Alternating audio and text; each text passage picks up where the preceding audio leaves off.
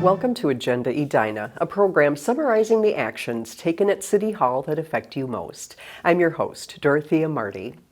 The city has identified where cannabis can be sold in Edina once the state's Office of Cannabis Management begins issuing licenses in 2025. Since August 2023, adults 21 and older have been allowed to use cannabis in Minnesota. However, retail sales won't begin until state licenses are issued, expected sometime in 2025. Under Minnesota law, municipalities must allow state-issued cannabis licenses, but can set local regulations, including the number of retailers, registration fees, and zoning districts cannabis businesses will be allowed to operate in.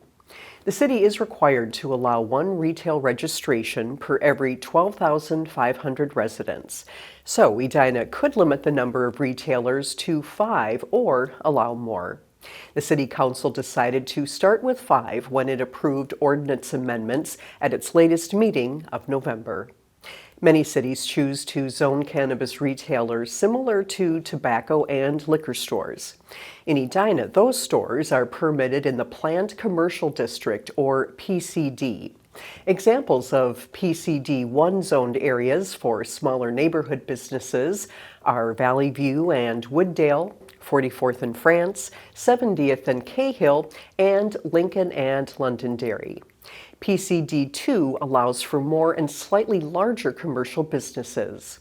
Examples are Grandview and 50th and France. PCD3 allows the most and largest commercial businesses and is limited to the Southdale district. So there's actually very little that the city is allowed to control under the new state law. One thing we can decide is where we want to allow cannabis businesses to locate. And so with our update to the zoning ordinance, it will allow cannabis retailers to be located in all of our commercial districts, exactly the same as where tobacco and liquor are allowed to go.